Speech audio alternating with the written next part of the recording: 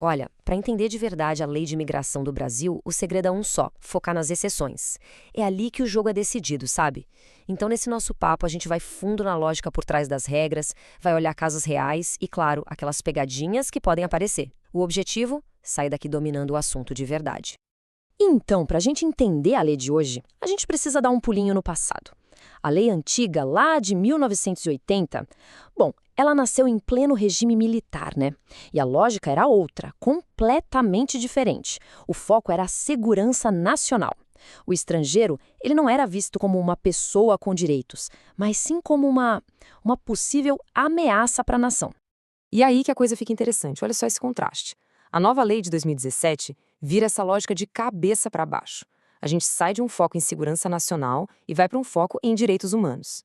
Mas olha, não foi só por uma questão de filosofia, não. Teve um motivo bem prático, bem pé no chão para essa mudança. O Brasil simplesmente percebeu que não tinha grana nem estrutura para sair deportando todo mundo que estava irregular. Era muito mais barato e inteligente facilitar a regularização. Pensa bem, a pessoa regularizada trabalha, paga imposto, contribui com a sociedade. Manter na legalidade não ajuda ninguém. Beleza, então esse aqui é o nosso mapa do caminho para hoje. Primeiro, a gente vai entender essa nova filosofia da lei.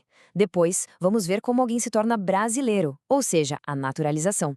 Aí a gente entra num ponto delicado: a saída compulsória e as diferenças entre elas. Em seguida, cooperação internacional com extradição e tudo mais. E para fechar, um resumão com as regras e as exceções que a gente não pode esquecer de jeito nenhum. Se a gente tivesse que resumir a nova lei em uma única palavra, essa palavra seria regularização. A lógica é muito simples, na verdade. Para que gastar uma fortuna perseguindo quem está irregular, se é muito mais inteligente trazer essa pessoa para a legalidade? Pensa só, um imigrante com documento em dia pode trabalhar, pagar imposto, movimentar a economia. O foco mudou totalmente. Saiu o punir e entrou o integrar. E essa ideia de resolver problema em vez de criar barreira gera umas soluções bem criativas. Olha este exemplo, que é ótimo. Imagina a cena. Um violinista super famoso de Kosovo quer vir tocar no Brasil. Só que tem um detalhe. O Brasil não reconhece Kosovo como um país. E agora? Se a gente carimba o passaporte dele, é como se estivéssemos reconhecendo o país, o que criaria um problema diplomático. Qual a solução genial? O laissez-passer. É um documento brasileiro que, traduzindo, quer dizer deixe passar. Simples assim. O músico entra, faz o concerto dele e vai embora. Problema resolvido sem crise diplomática. Isso é a lei na prática, sendo inteligente. Bom, saindo dessa parte mais filosófica, vamos entrar num tema central. Como é que uma pessoa estrangeira pode se tornar brasileira? Estamos falando da naturalização. E aqui, atenção, porque existem vários tipos e entender a diferença entre cada um é fundamental. E para começar, já lanço uma pergunta que é a chave de tudo. A naturalização é uma possibilidade ou é um direito? A resposta para isso, acredite, muda tudo. E a dica para desvendar esse mistério está escondida nos verbos que a própria Constituição usa. Parece detalhe, mas não é. Então, vamos lá, preste atenção nisso aqui. Na naturalização que a gente chama de ordinária, a Constituição fala que os estrangeiros adquiram a nacionalidade. Adquiram. Isso quer dizer o quê? Que é uma possibilidade. A pessoa vai lá, pede, e o Estado brasileiro avalia se vai conceder ou não. É uma decisão do Estado, não é um direito garantido. Agora, na naturalização extraordinária, a coisa muda de figura. Essa é para quem já mora aqui há mais de 15 anos, sem interrupção e sem ter condenação penal. Para esses casos, o verbo é requeirão, e requerer é diferente. Aqui, vira um direito subjetivo. Ou seja, se a pessoa preenche os requisitos e pede, o Estado não tem escolha, ele tem que conceder. Percebe a diferença gritante? Certo. Então vamos resumir os 4 tipos principais. A ordinária é a regra geral. Precisa de 4 anos morando aqui. Mas esse tempo pode cair para só 1 aninho em alguns casos, tipo se a pessoa tem filho ou é casada com um brasileiro. A extraordinária a gente já viu, né? É aquela dos 15 anos de residência que viram um direito. Aí tem a especial, que é para casos bem específicos mesmo, tipo cônjuge de diplomata brasileiro. E por último, a provisória, que é para criança que chegou no Brasil antes dos 10 anos. Ela ganha essa naturalização provisória e quando faz 18, pode confirmar e torná-la definitiva. Agora segura essa história, porque é um caso real que foi tão impactante que mudou a nossa Constituição. É o caso da Cláudia H. Funcionava assim. Até 2023, a regra era clara. Se um brasileiro nato virasse cidadão de outro país, ele, perdia automaticamente a nacionalidade brasileira. A Cláudia se naturalizou americana, cometeu um crime grave lá e fugiu para o Brasil, achando que, por ser brasileira nata, estaria segura, que não poderia ser extraditada. Só que não. Os Estados Unidos pediram a extradição e o Brasil concedeu. Por quê? Porque legalmente, ao se naturalizar americana, ela tinha deixado de ser brasileira. Esse caso criou uma insegurança jurídica tão grande que em 2023 veio uma emenda na Constituição para mudar tudo. Hoje, um brasileiro nato só perde a nacionalidade se ele mesmo pedir de forma expressa. Acabou a perda automática. Ok, agora a gente muda um pouco o foco. Vamos falar das situações em que o Brasil pode mandar um estrangeiro embora. E aqui tem 3 palavrinhas que vivem causando confusão, mas que a gente precisa saber diferenciar de uma vez por todas: repatriação, deportação e expulsão. Parece tudo a mesma coisa, mas não é. Para não confundir mais, vamos pensar nisso como uma escada de gravidade. O primeiro degrau, o mais leve, é a repatriação.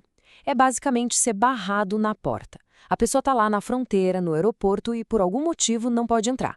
Ela é mandada de volta, nem pisa no país direito. Subindo um degrau, a gente tem a deportação. Aqui a pessoa já entrou, mas ficou irregular. O visto venceu, por exemplo. O último degrau, o mais alto e mais grave, é a expulsão. Isso aqui é uma punição. Acontece quando o estrangeiro comete um crime sério aqui no Brasil. A grande diferença, o pulo do gato, está aqui. Pensa na deportação como algo administrativo.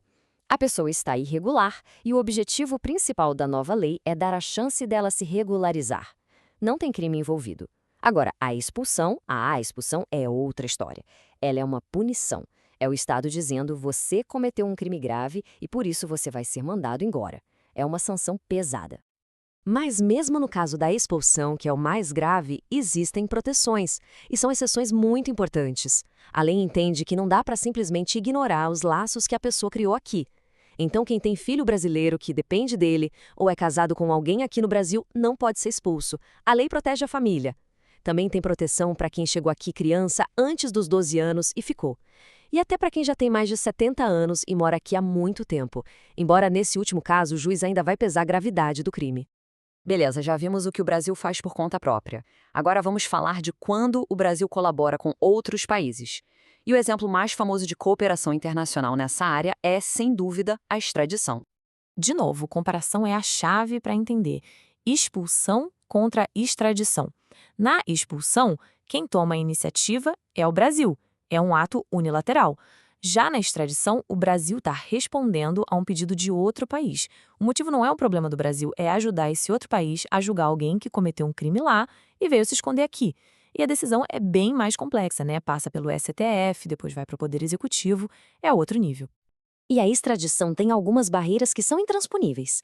Regra número 1 e a mais famosa de todas: brasileiro nato jamais é extraditado. Ponto final. Além disso, o que a pessoa fez lá fora tem que ser crime aqui no Brasil também. E tem mais: se o país que está pedindo a pessoa de volta tem pena de morte ou prisão perpétua, o Brasil só extradita se esse país prometer, por escrito, que vai trocar essa pena por uma que exista aqui. O famoso caso Robinho é o exemplo perfeito para entender uma saída inteligente para esses impasses. A situação era: Robinho condenado na Itália, mas ele é brasileiro nato, então extraditar, sem chance. E aí, ele fica impune? Não.